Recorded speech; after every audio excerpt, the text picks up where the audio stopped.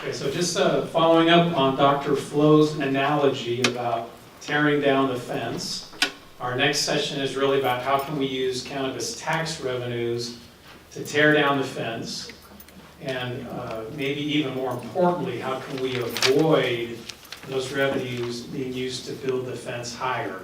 Because that dynamic is definitely at play. So what I'm going to do is just do a little introduction, share with you a couple observations that I'm seeing around marijuana tax revenues, and then I'm going to turn it over to Will Koch and to Omar, who will give us some more content and some more nitty-gritty examples.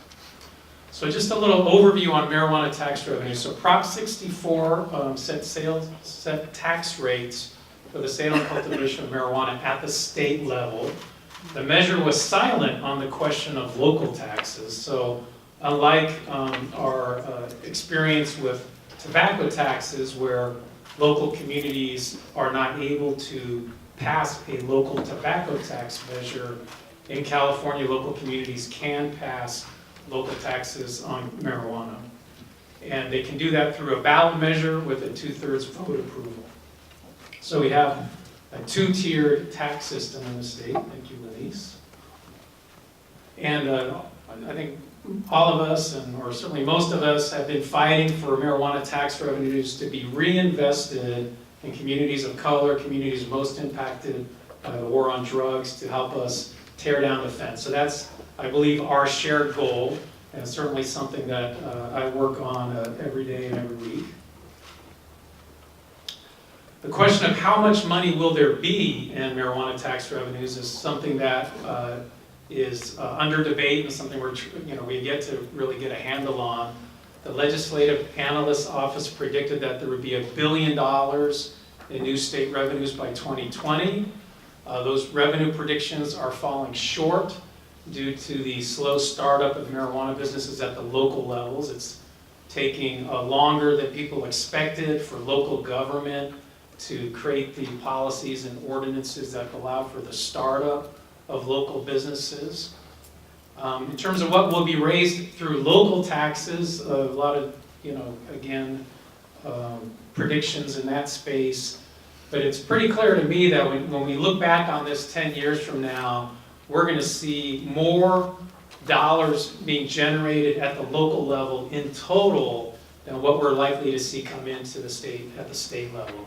So local cannabis taxes are something we should all be paying attention to, in my opinion. Some of the politics around marijuana taxes. One is that voters have supported cannabis tax measures at high rates.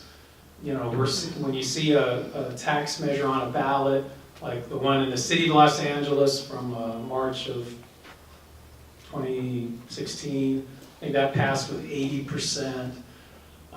And when you see strong public support for taxes, what that typically means that at every interest group that's trying to figure out how to raise more money for whatever it is, it's showing up in their polls too. So it wouldn't surprise me at all in the coming years if we see all ballot measures being developed to put forward that tax cannabis for a whole bunch of different purposes, okay? Law enforcement has been making the argument that that legalization will increase crime rates and that they need additional resources to crack down on illegal cannabis businesses.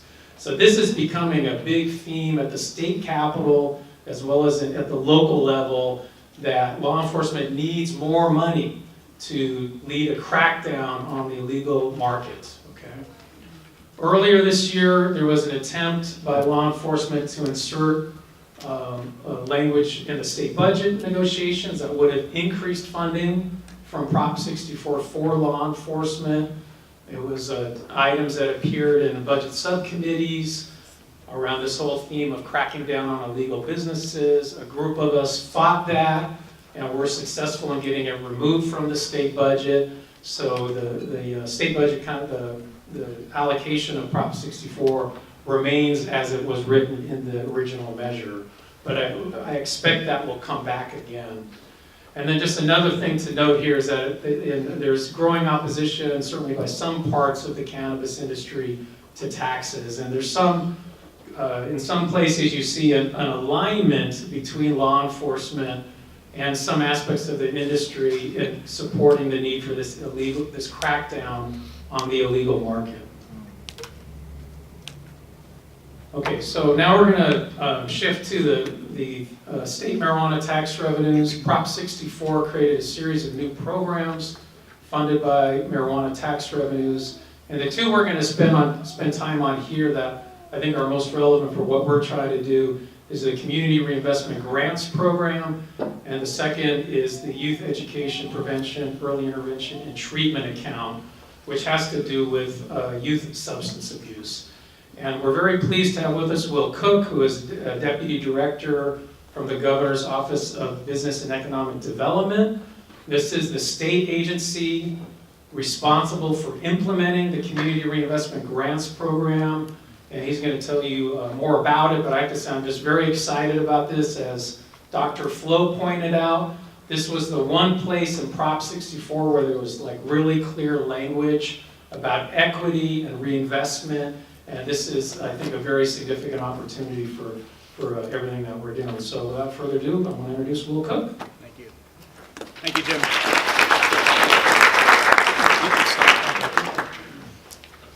Thank you. Well, it's really a pleasure and honor to be here today. As Jim mentioned, my name is Will Koch. I'm with the Governor's Office of Business and Economic Development.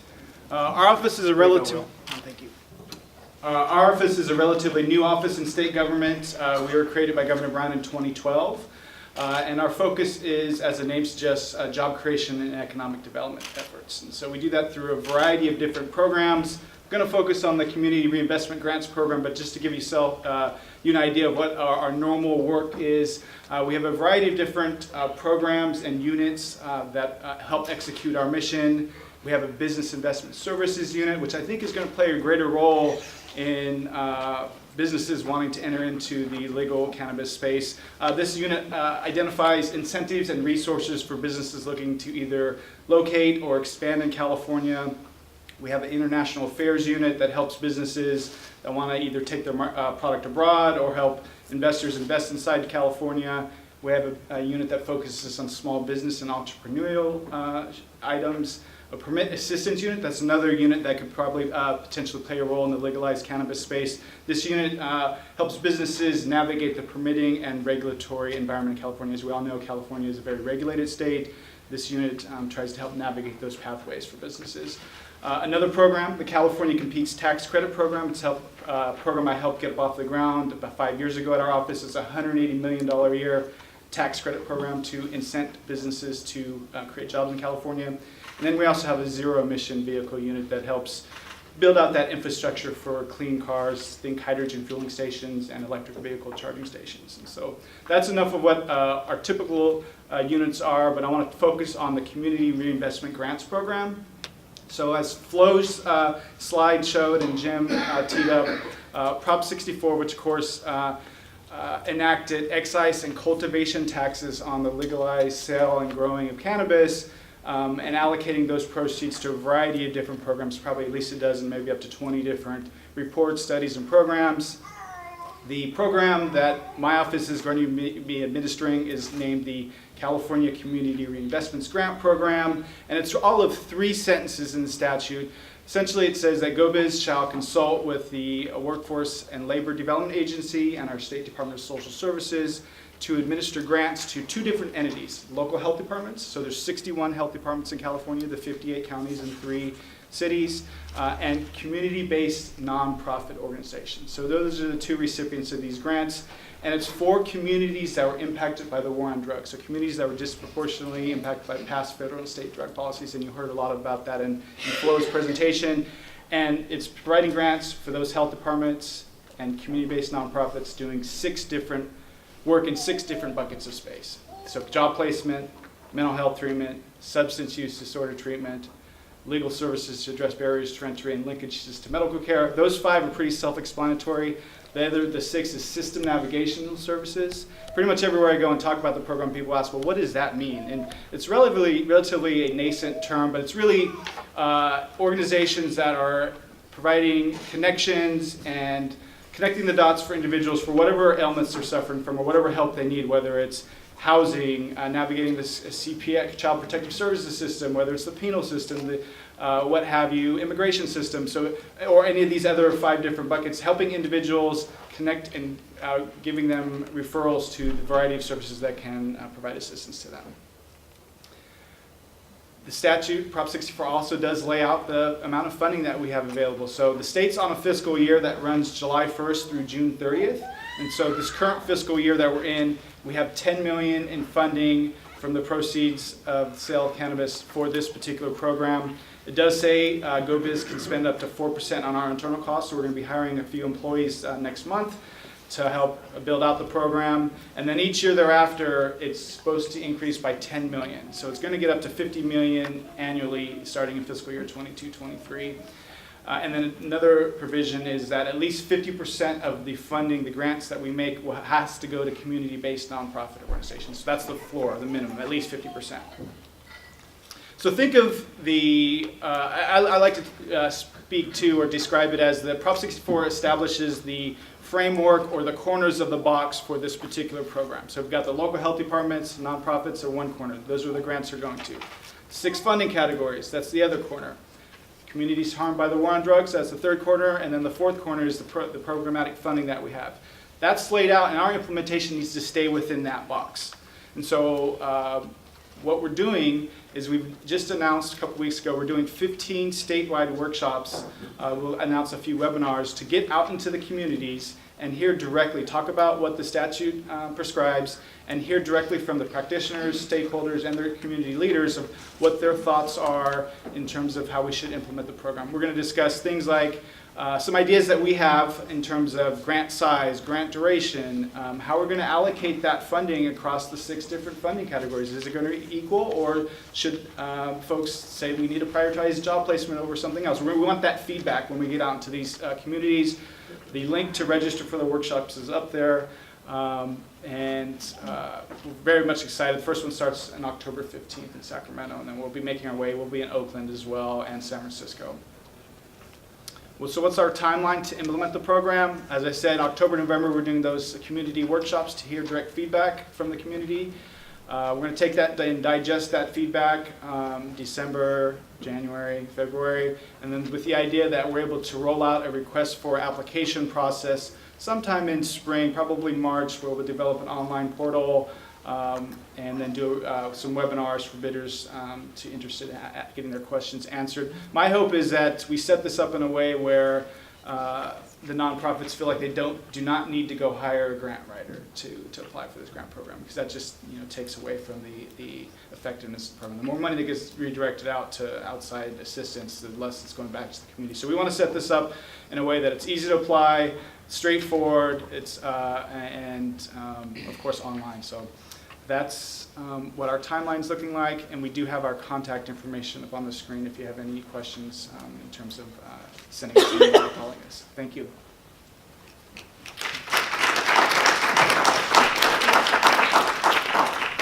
Great, thank you, Will. So we will have time for questions. I know there are probably people who want to ask Will more questions about this opportunity. And the thing I find really exciting about this is that the funding grows by $10 million each year until it gets to $50 million, and then it's an ongoing program.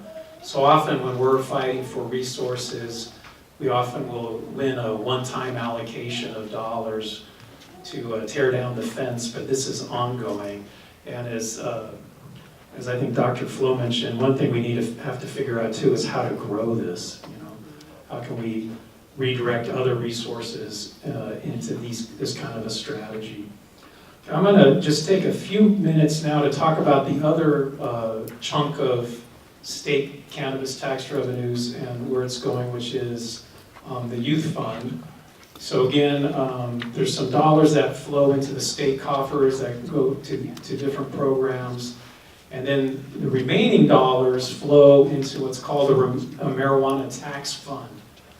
And once the industry is more established here, there will be significant dollars flowing into this bucket called the marijuana tax fund, and 60% of it goes to youth. And I work in children and policy related to children and youth. This is a big focus of what I'm doing. The Youth Fund is managed by the Department of Healthcare Services with interagency agreements with the Department of Ed and Department of Public Health. And the language in Prop 64 says that funded programs shall emphasize accurate education, effective prevention, early intervention, school retention, and timely treatment services for youth, their families, and caregivers. This is kind of an old slide which I need to update, but I do expect there could be $500 million or more in this fund in the next 5 to 10 years as the industry grows. And this is something that we need to organize about and get involved in. So one issue that I just want to bring people's attention to is that unlike the Community Reinvestment Grant Program, this chunk of money doesn't have anything in about it regarding equity or about reinvesting in communities. So as we look to influence this policy area, this is something we're going to need to advocate for and fight for. There is a policy debate going on right now over how much of those dollars should be allocated to prevention or early intervention versus treatment. And treatment providers are advocating at the state capitol that 80% of these dollars go to treatment. And there are those of us who come out of youth development and out of prevention who are suggesting that there needs to be a greater priority placed on investment in children and youth and going upstream and healing and responding to trauma of children at an earlier age. So that's going to be part of this debate. And then finally, it's also unclear, like, what's the role of community-based organizations? So grassroots groups that are working in communities of color, communities most impacted by criminalization.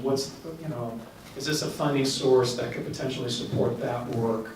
And that is unclear. So there's a lot of work to be done here. There's going to be a lot of activity at the Capitol over the next few years around this. And we're hoping that the work that we do will help tear down the fence and move us forward. Okay? So that's just a quick review of the Youth Fund. And then before I introduce Omar, who's going to share with you some of the organizing he and his colleagues are doing in Long Beach on local tax revenues, I did want to just give you a little overview of that. But was there a question first? We can come back and do questions.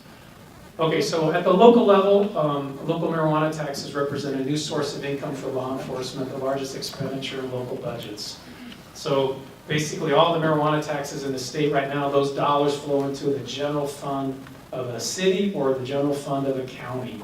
And what that means is that the folks who negotiate over local budgets, which police is the biggest chunk of any local budget, those are dollars sitting on the table for them to negotiate over.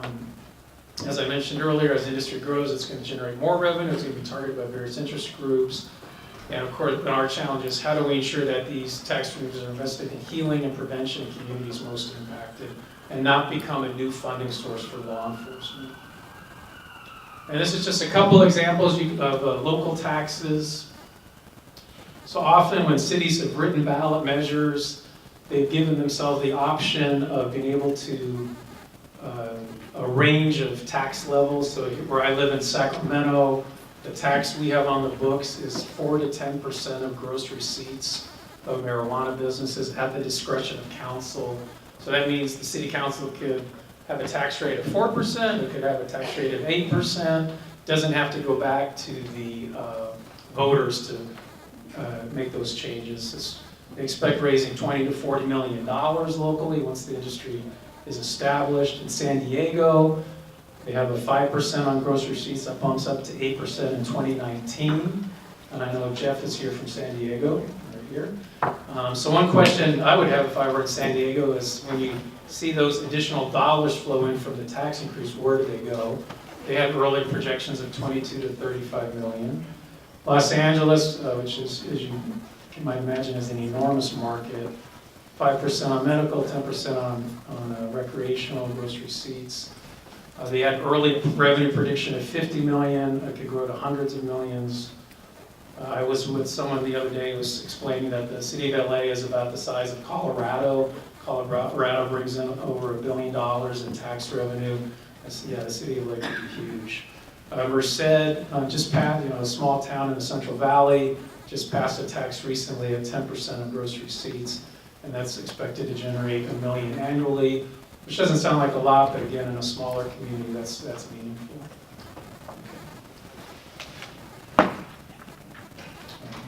Okay, I'm going to turn this over to Omar now. He's going to give some examples of the great work that he and others are doing in Long Beach. This is a little kind of case study of local organizing, and I'm going to try to load his video. Awesome. Thanks, Jim. I'm going to stand up here on the podium. Good morning. Good morning. Y'all can do better than that. Good morning. Good morning. I need y'all energy. I haven't spoken on a panel in a while, so I've got a little bit of butterflies. So it's good to be in the town. Yeah, it's good to be in the town. My brother stays here, but originally I'm from Stockton, and hey, got some Stockton folks in the house. That's what's up. So my name is Omar with Cardenas. I'm the lead organizer with Khmer Girls in Action, a progressive grassroots feminist organization led and serving and leading by Southeast Asian young women, particularly Cambodian women. And we have a growing young men's program as well. So we're based in the historic Cambodian town of Long Beach, home to the largest population of Cambodian folks outside of Cambodia. So KGA is now 21 years old, and we've established our roots in the reproductive justice movement, fighting for Cambodian young women to have education rights and access to reproductive health choices. Our work has grown over the last 21 years, and it is through a racial, gender, and economic justice lens that we center our youth leadership development programs and how we prepare our young folks to fight for justice in their communities. So some of the most pressing issues that are impacting the young folks that we work with and their families are deportation, family separation, and displacement. And so we, as in the sort of the context of the conversation we're having here today in terms of marijuana, and I agree with Jim that it's really hard to follow Dr. Flo's presentation, but I really appreciate sort of the analysis around health equity and looking at toxic stress. And so these are some of the conditions that the young folks that we're working with are dealing with on a day-to-day basis. So I would like to say that I am a co-conspirator of the women that are leading the organization and the work that I'm a part of. I take direction and leadership from those women, and it's really the movement that we're leading in Long Beach is led by women, gender non-conforming folks, queer and trans folks, and I think it's important to name that, right? So yeah, snaps to that. And really, I'm up here, and the leadership that I've grown into has really been influenced in many ways by those women that I get the privilege of calling my colleagues and my movement siblings, really. So again, as I mentioned, I was born and raised in Stockton, California. Just want to share a little bit about my story and how I come into this work.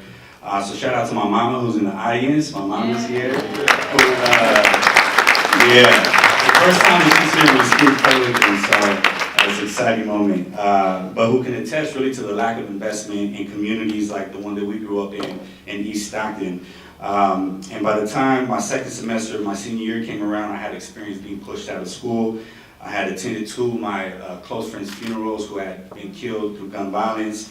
And I had already begun, in my early 20s, to visit both my little brother, Isai, and my best friend, a really close friend of mine, who were spending time in county jail as a result of possession of marijuana. So this issue of youth investment and community reinvestment is really close to home for me, and is why what drives my work and really what helps to inform how I do the work. So today, I will try to cover a brief overview of the case study of the work that we're doing in Long Beach. That is our Long Beach Invest in Youth campaign. So we have I'm rocking the shirt today, and I have a bag full of them. So we're fundraising for the movement, some grassroots organizing. So if y'all like the t-shirt, it was designed by one of our young folks. Please see me after. I should have some else. I have some cats. Anyways, a quick plug, shameless plug. Cool. So let's actually cue up the video. Instead of me talking to y'all for 10 minutes, I want to show y'all a quick video that some of the youth leaders that I work with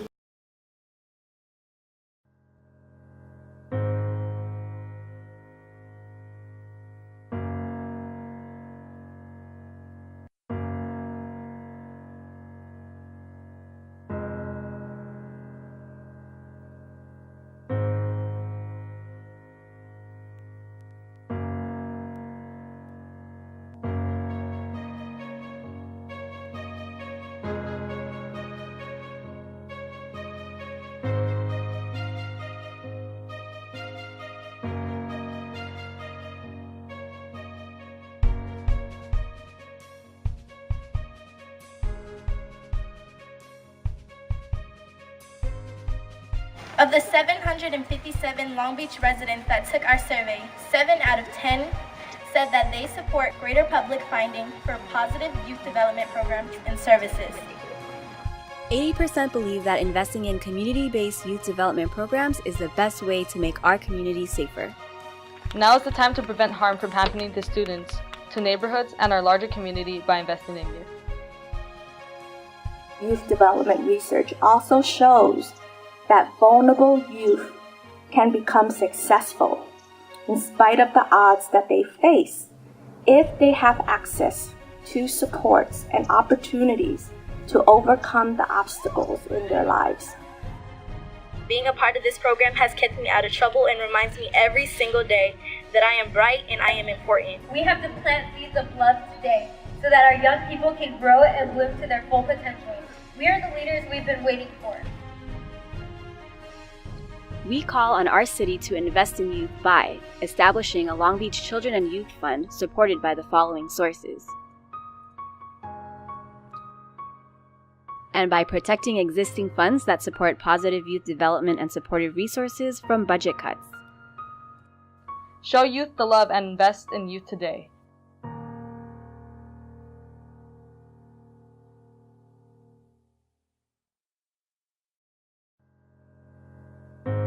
$119 per young person to develop them, right? And keep in mind that the population of the city is a third of it is young people between the ages of 0 and 19, in comparison to over $10,500 to suppress and arrest a young person. So obviously that was the impetus for why we felt that this campaign was so urgent. So oftentimes I get asked, so how do you do it, right? I mean, you've seen some of the examples in the videos, young people taking surveys. They developed that whole survey on their own in partnership with Cal State Long Beach. They knocked on doors, they canvassed folks, called registered voters. I mean, the amount of work that these young folks put in the last year was tremendous. So we hosted over 6 events in the last fiscal budget calendar year. We had 2 press conferences, we had arts and culture events. We were invited to present our data, which I have copies of here if anybody's interested in it, to the city council. And we held the very first Young People's Budget hearing in the city of Long Beach, which was a phenomenal event where we used Theater of the Oppressed to help young people tell their stories and to share sort of their budget priorities for their city. We've actually we had some earned media. We had front page coverage of our work, which was, again, the first time that our young people had ever seen their stories be told in the way it was in a local newspaper. So on and so forth, right? Storytelling was a big part of our leadership development, as well as political education. So even it was like great to see some of Dr. Flo's content, because that was a lot of some of the content that our program team used to sort of help develop and raise the consciousness of our young folks. Coalition building is obviously important. As you see, these are some of the organizations on the screen that we work with directly. And I won't name them all, some of you might recognize those. And then it's also the first time ever that we've launched a citywide campaign that was pushing to have community voices at the table when determining the city budget. And so we actually partnered with 3 other campaigns that also had budget demands. Sanctuary Long Beach was a campaign that was fighting for the establishment of a legal defense fund, and so we were able to win $250,000 to support undocumented residents of Long Beach, right, to keep families together. So that was a huge win for us as well. And all this sort of came together under one umbrella and really helped us to build power and momentum in the city to get our eventual win, which was we did get a one-time allocation of $200,000 seed money to establish the first ever Long Beach Children and Youth Fund. And a lot of our inspiration comes from Oakland, cities like Oakland, Richmond, and even Baltimore, who have done this work. And so we're looking at them as sort of a beacon of light and what can be possible in our city. And we also know that it hasn't been easy. And for Richmond, it's been a struggle to actually get the city to establish a fund. So for us, this is a huge milestone. But it's a one-time funding, and it's only $200,000, so it doesn't go far enough. However, the missed opportunity is really around the marijuana dollars, right? And so when we, as you noticed in the video, when we launched the campaign, this was, for us, it was an important demand to add as part of our platform. But by the time we presented it to the city council and the mayor, the money had already been decided for, right? In terms of the revenue that was going to be projected, the revenue that was projected to be collected from marijuana taxes was already decided for. And so when we inquired about how did that happen, why wasn't there community input, we didn't really get a straight answer as to how that took place, who was at the table, or how the money, or how the pie was sort of broken up, right? So what we're clear on now, what we learned through this process, is that there isn't really a transparent or community, like a community sort of led process, right, where stakeholders, especially those who have been directly impacted by the war on drugs, to be able to give recommendations on how this money should be spent. So what we know now that in fiscal year 2018, there was a projected revenue of $5 million for the city of Long Beach. It didn't quite get that much in last fiscal year because they're not in full implementation. But I believe it was broken off into over 60% of the revenue that was brought in went to oversight and enforcement. So a big portion of that went to PD. Another portion of it, roughly about 30%, was set aside for homeless services. Now the homeless services piece is something that we're closely monitoring and looking into because there's a lot of like really harmful and discriminatory language or rhetoric that's going around in terms of how we're talking about the homeless crisis. As you know, families are being displaced, and the more affluent communities of Long Beach, right, those like the Belmont Shore areas and whatnot, the leaders in that area are really seeing this as a nuisance to their way of life, right, to their status quo. And these are really affluent, predominantly white communities, and so they're calling for this money to be used to really displace homeless folks even further. But what is not sort of included in this budget is anything around sort of prevention or intervention services for young folks, right? And for us, there's a direct connection from this money and the work that we're doing. So that's what we're fighting for, that's what we're learning, but ultimately there's some hurdles and some challenges in terms of getting this, right? What we've been told is that there isn't a way that we can set aside or put sort of dedicated funding from this revenue source to a youth development fund because the voters didn't vote on it. However, we're seeing that obviously there's a dedicated source or amount of money from this fund is going to PD, which is a huge contradiction in our eyes because what we found is that, as Jim mentioned, the folks who were the first to oppose this measure happening locally was PD. Right, creating these fearful tactics and narratives that were harmful to our communities, but yet they were the first ones knocking on the doors asking for this money. And this is coming directly from the city council that are telling us to our face that we're in the fight for PD to get this money. And I mean, this is quote on record from city council members telling us that the police department was asking for things like high artillery, military weapons, great weapons, surveillance cameras, helicopters, just crazy amounts of equipment that they already have. So, again, this is just sort of adding to the context of what has already been shared, but that's really the fight that we're in.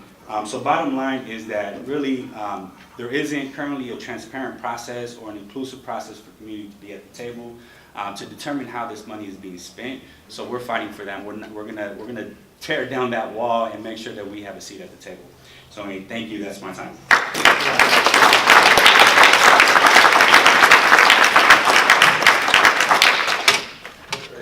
Thank you so much, Omar. That was a really terrific story and great examples of local organizing. So we're going to move into just getting some conversation going in the room and seeing if there's questions, reactions, feedback. But before we do that, I did want to just lift up a couple people in the room who are also doing amazing work at the local level in youth organizing and shifting resources towards youth of color and communities impacted by the war on drugs. And one is Kimberly Aceves, who's back here from RISE. RISE has been in a long-term fight, similar to the work that Omar is doing.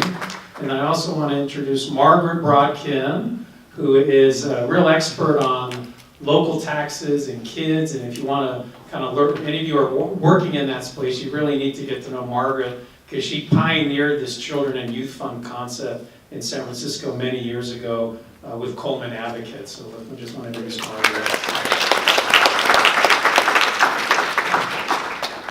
Okay, so let's go ahead and open it up for questions, reaction, comments. I'm going to we're going to run around with a mic for you and ask for people to anything for Will, for Omar. Yeah. I have a question for the governor's office. I was wondering, one, when you look at the timeline, there's an election happening for a new administration. So is there any guidance on, is that going to change, like how the rules are set up? Are they going to change with the new administration, or how are you guys thinking about that? Sure, thank you. So the parameters of the program are included in Proposition 64, and so in order to change the construct of the Community Reinvestment Grant Program, it would take a 2/3 vote of the legislature, and it would still have to be in furtherance of what the voters approve. So we're moving forward. What's in the law is what we're implementing, and anything could happen, but it would take a 2/3 vote of the legislature and a governor to sign the bill to make any changes to the program. And is there a plan, or is there a certain amount of funds that's going to be allocated towards, like how are y'all working with formerly incarcerated people around all of that? Because I hear there's like money and things going towards communities that have been harmed, but can you like clarify which communities are going to be assisted? Sure. So there's no definition of in the statute of what it means to be a community disproportionately impacted by past federal and state drug policy. So what our role is, most of the conviction and arrest data is at the county level, and I think that's too large of a data set, and because you could have a very community or county that doesn't in totality have a high incidence of arrest rates and impact, but there could be communities within that county. So what our approach is, we have a good idea of where the impacts have been, but we're going to talk about in our workshops one notion of having the health department and community-based nonprofit organizations describe how they're serving that population. So how the community that they're serving was impacted by the war on drugs, rather than try to define it. Because if you define it, I think you have a real chance of inadvertently excluding a very, community that was impacted. Are people from those communities directly working with y'all? Or are y'all getting like the input from? So that's the intent. So I've done a number of, and I have met with a few folks already in this room, but I've been doing a number of one-on-one meetings. So that's the intent of the 15 statewide workshops, is to invite the community-based nonprofits, local health departments, community stakeholders, and leaders to come out. And I don't want to do all of the talking in those workshops. I want to talk for a little bit about the law says, and then have a fluid, interactive dialogue with the folks that are on the ground in those communities, serving this targeted population, doing work in those 6 different buckets of funding that we can help out, and hear from them what we should prioritize and the best way for us to implement the grant program. Please, thank you for having the presentation. My question is, I have a question for both of y'all, but I'll start with Mr. Cook.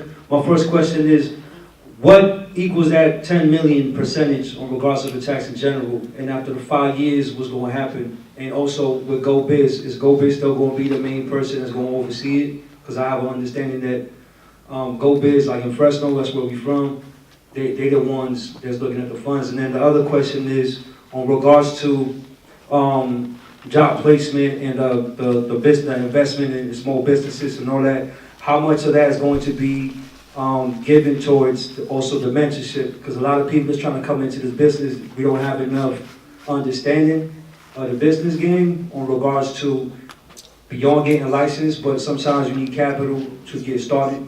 So I wonder I know it's a lot, so I apologize, but Sure. I can come back and ask again. Yeah. So let me address the first part of the question. So the statute, Proposition 64, does prescribe our annual amounts from starting at 10 million to 50 million after 5 years. It envisions and mandates GOBiz, the Governor's Office of Business and Economic Development, to continue to administer the program, implement it and administer it. So any change to that would require a legislative 2/3 vote to change GOBiz being the administrative body. What I was referencing in my presentation is that we have other units at in our office that help businesses with things like site selection, resource identification. That's our business investment services unit, which I think our office can play a greater role in helping cannabis-related businesses find locations, navigate the regulatory and permitting environment, because there are barriers to get into this space. It's very complex. So I apologize, maybe I'm not. So if the 10 million is what percentage? Is there like a percentage number, or they just came up with 10 million just because it's 10 million? Well, I think it's not. So some of the programs and endeavors Prop 64 is funding is based on percentage. This particular program, it's a flat set amount. I don't know where that number came from. It's where the proponents of the ballot initiative said this is what GOBiz gets to do this program: 10 million, 20 million, 30 million, 40 million, then 50 million. Its origin, I don't know. It's not based on percentage. I'm sure right now it's probably a small percentage, and will be even a smaller percentage as the revenues grow. But that's what the statute, that's what the voters approved. Great. And then my quick last question to this brother right here, Mr. Omar. What do you got? First of all, over 700 surveys in Long Beach. I think that's excellent. Two questions. One is, the majority of these young people that did the survey, did they come out of school or were like in the community? You guys were going out to the community, you guys were going out to schools? Because I think sometimes when a lot of surveys that happen, sometimes you get a lot more populations from the young people that are better off than the ones that are disenfranchised from, you know what I mean? And then also, on regards of the youth investment, what does that look like? What does that mean on regards of job employment and economic development for creating generational wealth? That was a dope question. So in terms of the first one, so our surveys we touched all 9 districts in the city. So we did, not only did we survey folks in the schools, because that was really what we had our leadership base and what we had access to, but we were also knocking on doors. We were at events, so there was like a First Fridays event, whatever it was, like we were there. Wherever we could get to, where we could get like boots on the ground, we were surveying there. Parks, yeah, I mean, to get 757 surveys, it was a huge effort. And so the unique thing about the survey collection, the participatory and research that we did was that over half of the young folks, or over half of the respondents were young people, which is, different, right, from when, you hire a polling company to do sort of these polls. It's typically not young people who are being surveyed, right? So it was important for us to survey the folks who are going to be directly impacted by this fund. So that was the first one. In terms of the second one, I think that's something that we're still developing in terms of the framework or some of the outcomes that we would want this money to go to develop that generational wealth. Yeah, I'm actually would love to talk to you. We have ideas about what y'all are doing in Fresno, because we're still developing that framework in terms of the economic development piece. Yeah. I have a question in regards to the